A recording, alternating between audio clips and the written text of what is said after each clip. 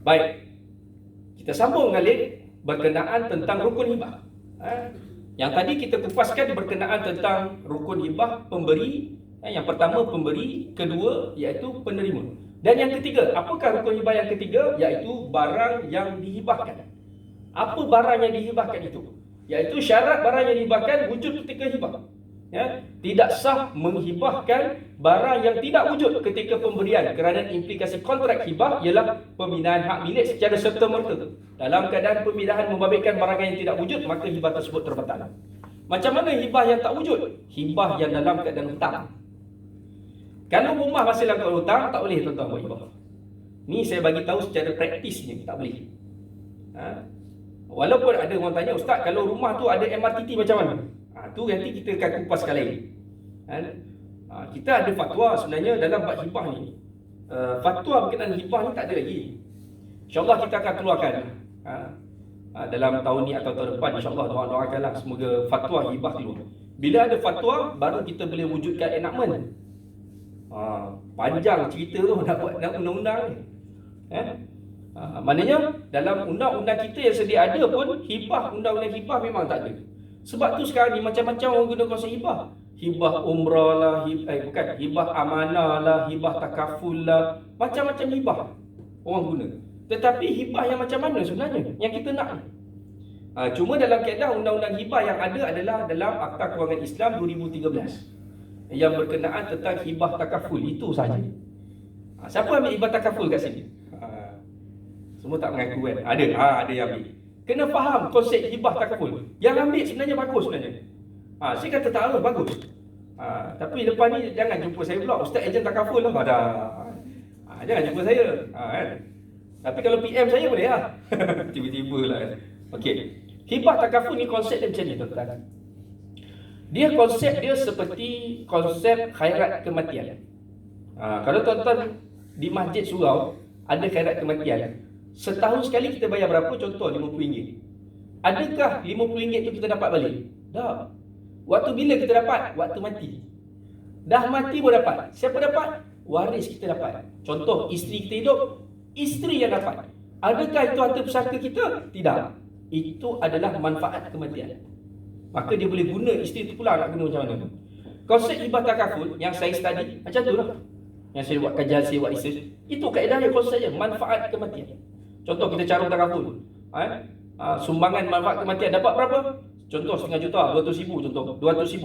Kalau berlaku kematian kita ke dalam perjalanan pergi kerja dan sebagainya, aksiden ke apa sebagainya, meninggal dunia, isteri dapat manfaat kematian tak? Dapat. Melalui apa? Kaedah hibah takaful ni lah. Tu disebut hibah tu, hibah nak bagi pada siapa? Itu maksud dia. Nak bagi pada siapa? Pemberian tu nak bagi pada siapa? Sebab tu bukan harta pusaka. Yang kita masukkan caruman tiap-tiap bulan tu, contoh RM100 ke tiap-tiap bulan, itu adalah sumbangan manfaat untuk semua. Yang mencarut takaful tu semua. Sebenarnya itu adalah duit sedekah sebenarnya. Tuan-tuan, sebenarnya orang takaful ni jarang cerita pasal sedekah. Tak tahulah, mungkin ada lah. Dia cerita lebih pada nanti encik dapat ni, encik dapat ni tau. Sebenarnya konsep takaful ni konsep sedekah. Kita bagi tiap-tiap bulan, kita dah sedekah dah sebenarnya. Itu amal jariah kita. Tapi kita bagi sebenarnya untuk kepentingan kita juga kan. Itu dalam kaedah polisi. Tak apalah kita faham. Tapi kita kena ingat yang kita bagi tiap-tiap bulan itulah sedekah. Macam saya bagi tiap-tiap bulan dengan Cupid Care. Sedekah. RM119 je kan tiap-tiap bulan Cupid Care. Siapa tak ada buat lah. Walaupun tak banyak dia punya coverage, tapi berbaloi sebenarnya. Anak saya masuk hospital, saya guna tu je. Walaupun bini saya doktor, dia tak pergi hospital kerajaan juga, dia hospital swasta. Sebab apa? Hospital kerajaan ni, selagi mana orang tu tak berapa nampak macam nak mati, dia tak akan tahan. Sebab hospital kerajaan ni penuh tau, penuh. Kita pun faham. Yelah, masa orang saya bawa anak saya sakit, tak sihat, orang saya pun jaga geram. Awak kan doktor kerajaan. Sebab dia kata, yelah, kita cakap lah, kena faham lah. Sebab fasiliti kerajaan ni dia limit terhad. Orang ramai, masyarakat ramai. Ni yang kita kena faham. So kena ambil lah, kalau ada yang nak ambil Cupid Care tu ambil lah. RM115 je, cover satu family. Betul. Orang promote lah Cupid Care pula kan. Tapi baru ni saya buat isteri apa semua nak buat operation RM40,000. Saya termenung sekejap lah, nanti dulu lah kan. Itu cerita. Nak sebut konsep hibah takaful tu adalah manfaat. Manfaat kematian yang dikongsi. Sebab tu kita kena tahu bahawa barang wujud itu mesti, barang itu kena wujud lah. Dia bukan barang yang tidak wujud dalam konsep hibah. Hibah yang kita nak bincangkan ini, barang tu mesti wujud. Ya, dia bukan dalam konsep manfaat, kematian dan sebagainya. Itu kita tak bincang. Jangan salah faham Kadang ada orang WhatsApp saya, Ustaz, hibah takaful ni macam mana? Sama ke macam hibah ni? Tak, dia berbeza. Konsep dia berbeza. Kemudian yang kedua, barangan tersebut mestilah barangan yang bernilai, tidak menghibahkan bangkai atau darah khinzir atau arak. Ini tak boleh lah, nampak jelas-jelas tak boleh. Ataupun saham tidak patuh syariah, lagi tak boleh. Tuan-tuan main forex tak? Semua nak main okey. Sebab Ustazah giling. Maknanya Ustazah mewakili semua. Forex tak boleh Ustaz, ada ustaz tu kata boleh. Ni yang saya nak bagi tahu. Tuan-tuan, puan-puan, dalam kita menuntut sesuatu ilmu ataupun kita nak tahu benda itu boleh atau tidak boleh, kita kena rujuk pada yang ahli. Tak semua ustaz semua ahli saya sebut Sebab apa saya cakap itu? Tak semua ustaz semua ahli. Sebab ada setengah-setengah ustaz dia mahir dalam bidang tertentu. Dia bidang pelaburan dia mahir. Ustaz tu dia pakar syarak, hukum syarak, bina syarak lah. Pakar bidang kewangan Islam. Ada setengah ustaz dia pakar dalam bidang hadis. Ada setengah ustaz dia pakar dalam bidang faraid. Contoh ada setengah ustaz dia pakar dalam bidang tauhid. Maknanya bukan semua ustaz ni dia pakar dalam suatu bidang. Memanglah secara umum bab agama dia faham, umum asasnya. Tapi kepakaran tu. Sebab tu, kalau ada orang kata forex tu boleh, bagi saya tak betul. Ini pandangan peribadi saya lah. Dan saya rasa panel-panel syariah pun kata forex tak boleh. Tak boleh. Orang tanya, Ustaz, habis bank macam mana? Bank kita kena faham. Cerita pasal forex pula Saya cerita pasal hibah, tak apa dia berkaitan. Bank ni dia kena faham, dia ada panel syariah. Dan bank ini, dia kalau contoh orang beli barang dekat luar negara, dia terpaksa guna transaksi nilai mata wang berbeza. So dia ada money changer dekat situ, exchange, forex exchange di situ. Tapi bank ini dia dikawal. Maksudnya bila nak beli satu barang melibatkan luar negara, dia kena tukar on spot, on time, on the spot waktu tu. Baru tak ada unsur-unsur riba. Yang ada unsur riba bila mana dia mainkan nilai mata wang. Beli USD, simpan. Tunggu 2-3 hari, tengok nilai mata wang Malaysia jatuh, jual. Dapat lagi tinggi. Itu yang salah. Menjual nilai mata wang salah. Okey, sekian dimaklumkan. Forex jangan main main pelaburan lain. Maka dekat sini saya nak bagi tahu apa-apa pelaburan kalau kita nak buat hibah ke dan sebagainya, harta mesti patuh syarak. Mesti ikut hukum syarak. Kalau dapat sumber-sumber yang tidak patuh syariah macam mana ustaz? Serahkan kepada Baitul Mal, di mana Majlis Agama Islam Selangor. Maiz juga di PTM, padahal boleh sebut Mawid. Sebab saya ni Maiz, tapi Mawid pun boleh juga. Dan kami pernah dapat wang tak patuh syariah lebih kurang 1.45 juta. Ada seorang individu yang bagi. Maknanya dia sebab pelibatan, yelah benda tu tak dijangka. So dia serahkan jugalah. Bukan senang tuan-tuan nak dapat 1 juta daripada seorang individu. 1 juta boleh beli rumah lah. Kalau kita fikir apa? Tak apa ni mudarat. Darurat ni darurat. Kita fikir tu kan. Okey. Kemudian yang ketiga, mestilah daripada hak milik pemberi. Tidak sah menghibahkan sesuatu yang bukan milik pemberi. Contohnya barangan awam seperti haiwan darat. Ini kita tahulah yang bukan hak kita. Okey, next. Okey, itu syarat. Okey, ijab kabul. Tadi kita cerita rukun pertama pemberi, rukun kedua penerima, rukun ketiga barang yang dihibahkan, dan rukun keempat adalah ijab kabul. Ijab kabul ni ataupun disebut sebagai sirah, bukan hanya semata-mata ijab kabul ni menikah saja Ijab kabul ni termasuk dalam bab hibah juga ada ijab kabul. Apa dia? Contoh ijab saya hibahkan kepada anda, ni contoh saya serahkan hak milik ataupun saya bersetuju. Dan dalam bab ijab kabul ni, bab sirah ni, bab hibah ni mestilah ada dokumentasi. Penting kena ada dokumentasi. Kalau tak ada dokumentasi macam mana? Ada masalah nanti timbul. Macam tuan-tuan nikah, ada dokumen tak kena sign? Ada kan? Ke main nikah macam tu je, bawah pokok ketapang? Mesti kena sign dokumen apa? Begitu juga dalam bab ijab kabul pemberian harta ni mesti ada dokumentasi. Sebab orang dulu-dulu ni kebanyakan kalau dibuat hibah dia cakap mulut je. Nah, abah bagilah kat kamu ni, hibah kan. Ni tanah ni hang ambil belah situ, tanah tu hang bagi situ. Kalau kita dah ambil tanah tu, kita dah buat rumah dan sebagainya, maknanya adalah pembuktian bahawa kita dah memiliki tanah dan kita dah buat manfaat tanah tu, kita dah manfaatkan. Kalau kata kita tak ambil lagi, dia biar macam tu saja, maka masih boleh dipertikaikan. berkenaan tentang hibah. Ada orang tanya, adakah hibah menafikan hukum faraid? Adakah hibah menafikan hukum faraid? Tidak. Hibah dibuat waktu bila? Waktu hidup. Faraid waktu bila? Selepas mati. Kan? Apabila berlaku kematian, ada ilmu faraid di situ. Hibah ni kita buat waktu bila ni? Waktu kita hidup. Yang kita buat lah, yang Maiz buat hibah ni kita buat waktu hidup. Ijab kabulnya waktu hidup. Kalau selepas kematian tu, contoh kalau dia menafikan hukum faraid, macam ni dia menafikan hukum faraid. Dia ada isteri, anak perempuan, kemudian ada adik-beradik semati. Isteri dia tidak memberi hak kepada adik-beradik semati. Itu je menafikan hukum faraid. Tapi kalau buat hibah sebelum kematian, dia tahu kalau aku mati nanti kan, aku buat harta aku ni nanti dikongsi bersama dengan adik-beradik yang lain. Maka rumah ni aku buat hibah lah siap-siap. Contoh, dia hibah kepada anak perempuan dia. Boleh tak? Boleh, tak ada masalah. Kalau dia meninggal dunia, memang harta hak milik rumah tu jatuh kepada anak perempuan tersebut. Kan macam tadi ada tanya, Ustaz, boleh tak kita nak menafikan, kita guna kaedah hibah ni, kita nak pastikan nanti kita mati tak jatuh pada adik-beradik semati? Tak boleh sebenarnya. Contoh kita ada rumah, ada rumah. Kita bagi dekat anak kita, contoh seorang je anak kita perempuan, kita buat hibah siap-siap. Okey.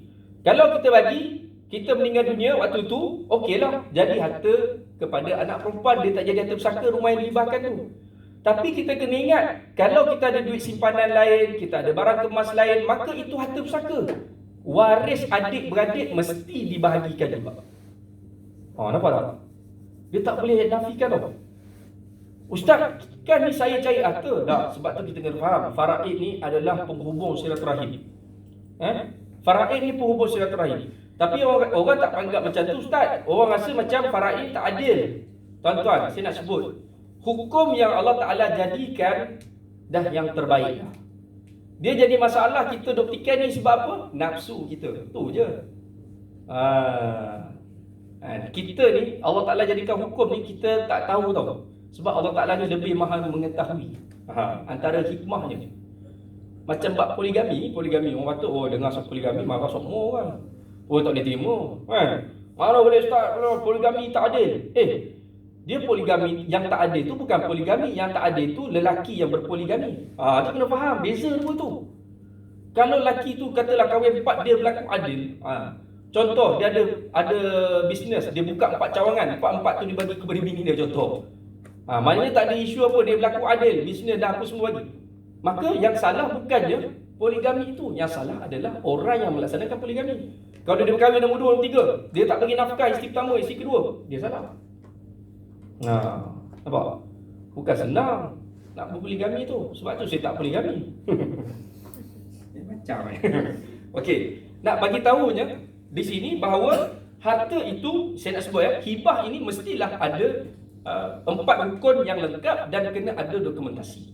Yang tu kena faham. Okey, next slide. Habis dah. Saya nak sebut di sini, bila mana kita melibatkan back balik. Melibatkan harta pusaka yang melibatkan instrumen 2, wasiat dan hibah ni, bila ditanya apa beza wasiat dan hibah? Apa kelebihan? Bezanya saya dah sebutkan tadi. Wasiat bagaimana, pelaksanaannya bagaimana, hibahnya bagaimana. Bila orang tanya, apa keistimewaan Ustaz? Kelebihan macam mana? Apa yang lebih? Mana yang kurang? Saya kata, hibah dan wasiat dia ada kelebihan masing-masing. Dan dia mengikut keperluan siapa orang tu. Orang tu nak buat apa? Wasiat. Orang tu nak buat apa? Hibah. Dia ikut keperluan. Jangan ikut kawan. Kalau ikut kawan, habis lah tuan-tuan. Kawan suruh beli emas, kita pun duk beli emas. Emas tengah murah ni, tengah murah beli. Padahal mahal. Lepas tu kawan suruh beli gold bar, kita pun beli gold bar. Gold bar masalah beli gold bar tapi tak dapat gold bar tu. Tu pun masalah juga. Ni yang duk kena scam aje. Puan kerajaan kan ramai yang kena scammer lalu kan. Termasuk yang paling senang siapa tahu? Cikgu-cikgu. Cikgu-cikgu paling senang. Cikgu ni jual lah apa saja, semua diterima. Betul, saya bukan apa, kakak ipar saya, abang saya ramai cikgu-cikgu. Jual apalah semua dia beli. Kena scam pun kena scam juga. Sampai 3,000, 30,000 tau. Apa orang kata apa kata nak beli ikan keli contohnya dulu kan. Dulu kan cerita dulu kan. 30,000 dah. Tapi itulah benda-benda macam ni kita kena hati-hati lah. Kadang kita pun tak jangka. Saya pun pernah kena tuan-tuan. Saya kena tak banyak lah, 3,000 je. Banyak. Beli barang online. Beli barang online sekali. Itulah. Tapi sempatlah kita buat report polis semua kan.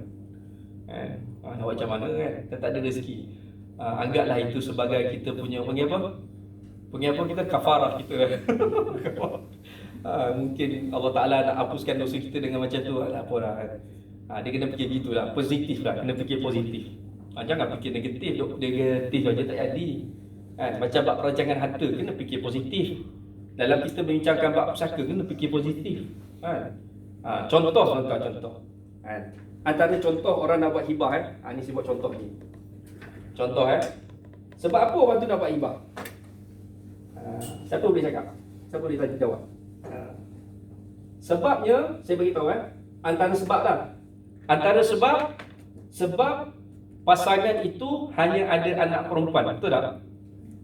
Ataupun dia ada seorang saja anak perempuan. Contoh, si mati, dia ada seorang saja anak perempuan. Anak perempuan ni dia tidak boleh menghabisi. Maka dia dapat berapa bahagian setengah. Katalah sebelahnya ada adik-beradik, si mati seorang, lelaki. Lelaki ni akan menghabisi setengah. Macam contoh kita beli rumah, ni rumah separuh lelaki, separuh perempuan. Separuh anak perempuan kita punya, separuh lagi adik-beradik kita.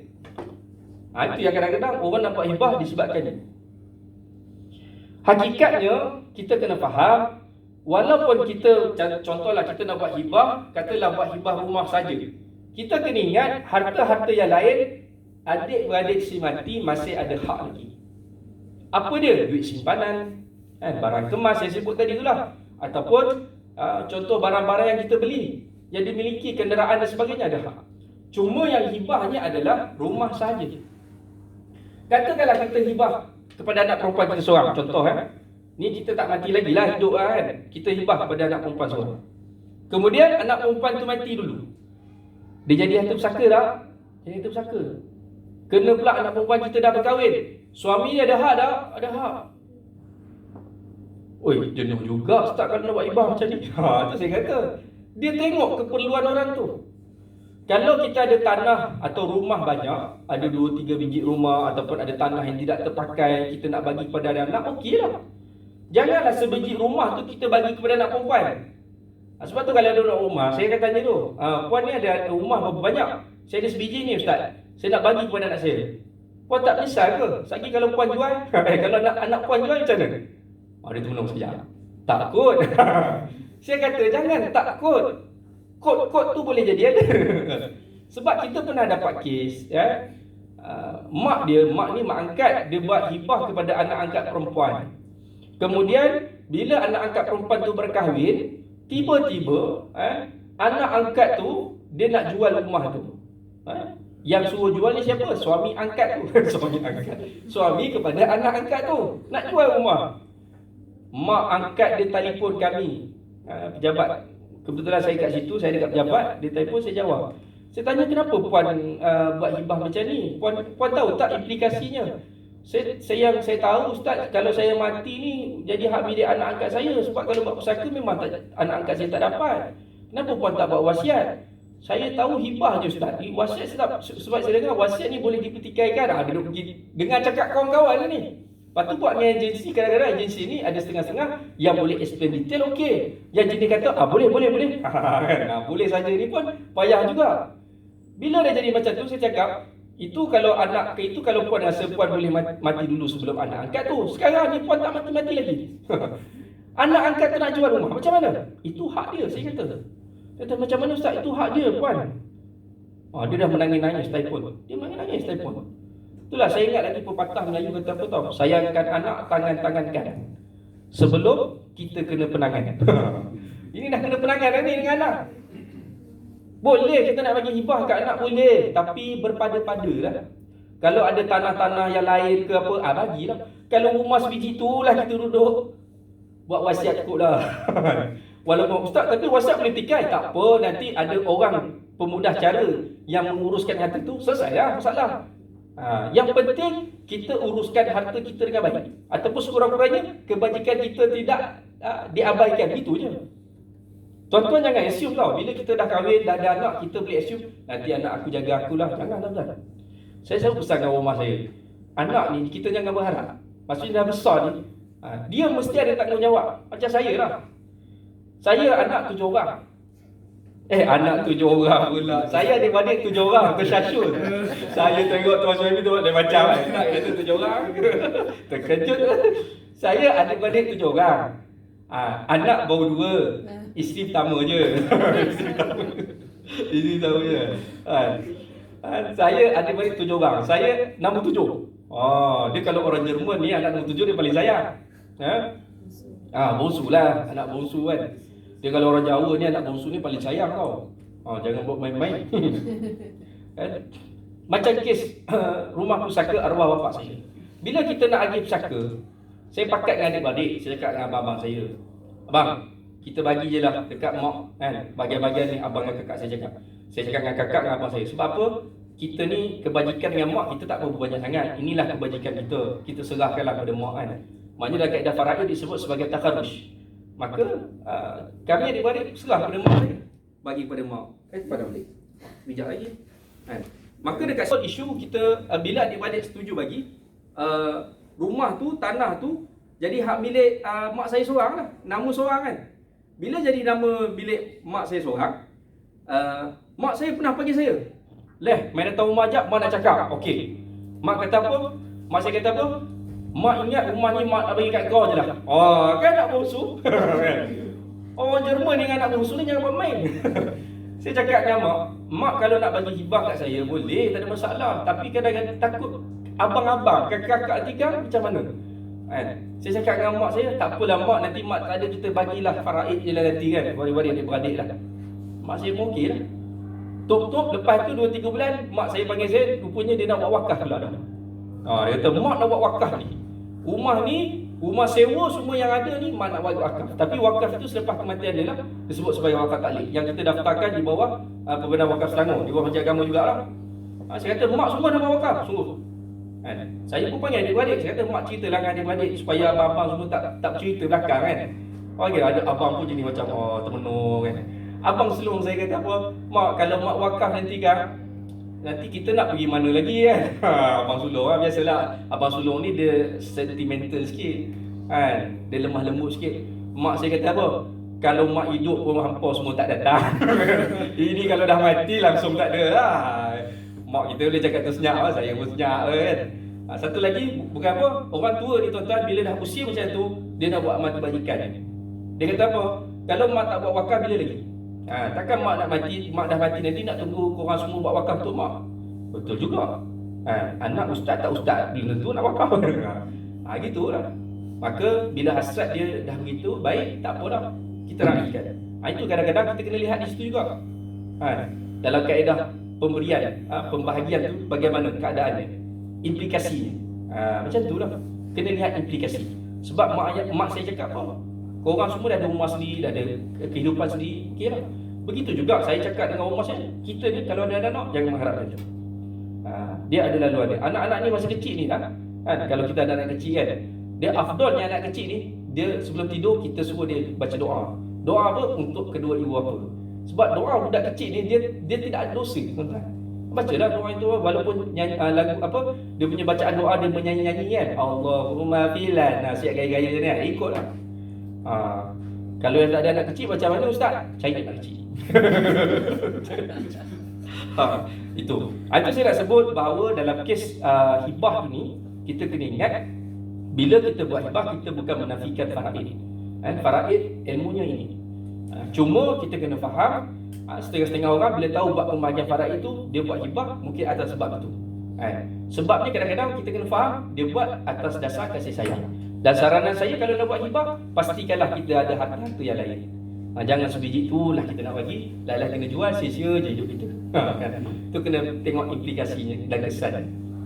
Saya rasa cukuplah sekadar itu saja kupasan kita topik berkenaan wasiat dan hibah. 4 sisi kita buat.